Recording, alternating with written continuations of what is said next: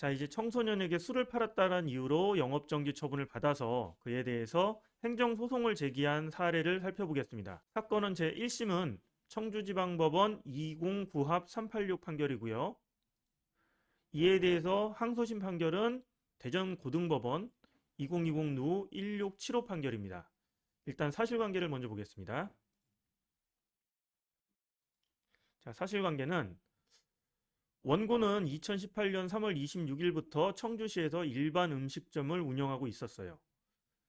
피고는 그 행정처분을 내린 그 행정청이 되는 거고요. 피고는 청주시 상당구청장입니다. 그래서 피고는 2020년 1월 23일 원고에 대하여 원고가 운영하는 음식점에서 2019년 10월 20일 2시 30분경에 청소년 5명에게 주류를 제공하였다라는 이유로 1개월의 영업정지 처분을 내렸습니다. 원래는 1회 적발 시 2개월을 내려야 되는데 그거를 1개월로 줄인 것이죠. 근데 원고는 이에 불복해서 2020년 1월 31일 우선 행정심판을 청구했어요. 충청북도 행정심판위원회에 행정심판을 청구하였으나 2020년 3월 27일 이를 기각하는 내용의 재결이 내려졌습니다. 이에 원고가 피고를 상대로 이 사건 처분을 취소하는 소송을 제기를 했고 아까 말씀드린 1심, 2심이 진행이 되게 된 거죠. 우선 이 사건의 쟁점은 그 행정청의 처분이 재량권의 범위를 일탈하거나 남용하였는지, 재량권의 범위를 일탈하거나 남용을 하게 되면은 그 행정처분이 위법해서 취소가 되게 되는 거죠. 이에 대해서 1심과 2심은 서로 다른 대법원 판결을 인용을 하면서 그 결론의 근거로 삼고 있는데요.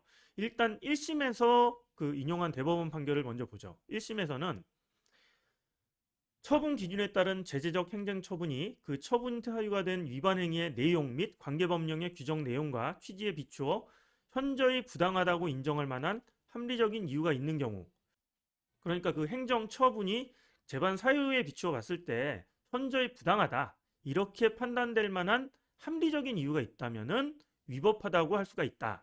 이러한 내용의 대법원 판결을 인용을 했습니다. 그런데 항소심 판결은 이와 다른 내용의 대법원 판결을 제시를 하고 있어요.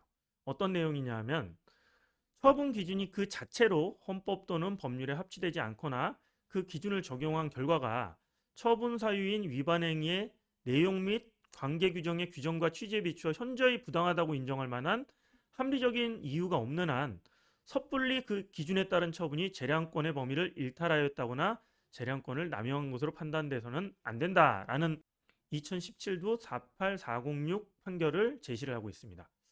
어떻습니까? 이 두 가지 판결은 그 재량권이 위법하냐, 재량권의 행사가 재량권의 범위를 일탈하거나 남용하였는지에 따라 가지고 서로 좀 상반된 기준을 제시를 하고 있다고 볼 수도 있는데요. 판결에서 그 해당 처분이 위법하다 이런 결론을 내리기 위해서는 이 첫 번째 대법원 판결을 그 인용하는 예가 많고요. 두 번째로 그 해당 처분이 적법하다 이런 판단을 내릴 때에는 두 번째 판결을 인용하는 예가 많습니다. 그래서 이 사건도 1심과 2심의 결론 자체가 정반대로 나왔고요. 그래서 구체적으로 그 사건의 쟁점과 1심 판결과 2심 판결의 내용을 살펴보겠습니다. 자, 우선 쟁점은 이 사건에서는 그 청소년 5명이 그 업장에 들어왔는데 그 중에 2명에 대하여 신분증 확인을 하지 않고 주류를 제공한 사실, 이것이 처분의 사유가 된 겁니다. 그래서 제 1심 판결의 내용을 보면은 그 CCTV 영상에 의하면 원고의 피용자인 D가 그 종업원이죠. 종업원인 D가 당시 5명의 청소년 중에 3명의 청소년에 대하여 신분증을 검사하는 모습이 확인되었습니다. 그리고 나머지 2명에 대해서는 종전 방문 시 신분증을 검사해서 2000년생으로 확인하였다고 그 업주 측에서 주장을 했어요. 그리고 더 나아가서 그 형사처분에 관해서 청주지방검찰청은 그 종업원 D가 가장 나중에 온 청소년 E를 제외한 4명의 청소년에 대하여 신분증 검사를 한 것으로 판단을 하고 2019년도 11월 19일 D에 대해서 기소 유예 처분까지 내렸어요. 그리고 그 외의 사유들을 보면은 당시 위 5명의 청소년들에게 그 판매한 금액이 17,500원입니다. 그 17,500원 상당의 주류와 콩나물 국밥을 판매하였는데 그 중에 그 술값은 8,000원에 불과했어요. 그리고 원고는 약 2년간 이러한 행위로 그 위반 행위가 적발된 사실도 없었습니다. 그렇기 때문에 제1심은 이렇게 판단을 했죠.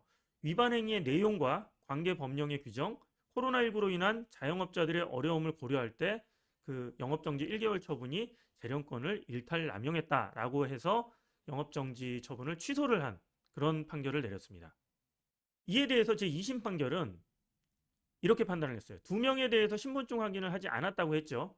그런데 이에 대해서 원고는 이 자들은 이 사건 이전에 자주 방문한 자들로서 이전에 신분증을 통해서 2000년생임을 확인하여 다시 확인하지 않았다고 주장하지만 D, 종업원 D의 진술 외에 객관적인 증거가 없다. 그래서 이것을 처분 면제 사유로는 볼 수 없다.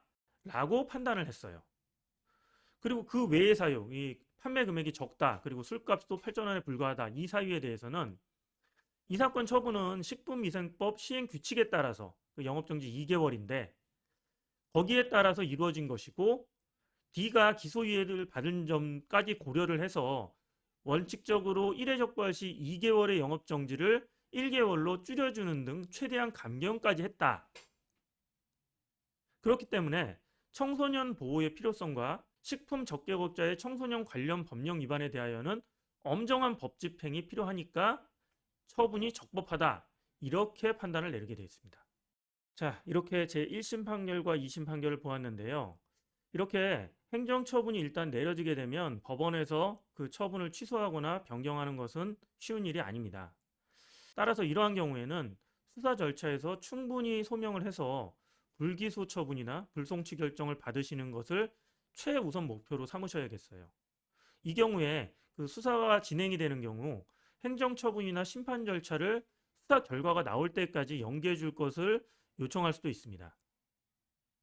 그리고 만약 이러한 노력에도 불구하고 그 기소가 되는 경우에는 사실관계나 기타 정상 자료를 충실하게 제출하고 변론해서 선고 유예를 받을 수 있어야지 행정처분 면제를 받을 수가 있게 되겠죠. 이렇게 청소년에게 주류를 판매하였던 이유로 행정처분을 받았는데 영업주 입장에서 뭐 청소년이 위조 신분증을 제출했다거나 아니면은 자신이 성인인 것처럼 그 속였다거나 폭행 협박을 했다거나 이러한 좀 억울한 사유들이 있는 경우에는 변호사님과 상담을 하셔서 적절한 대응책을 마련하는 것이 좋을 듯 합니다. 감사합니다.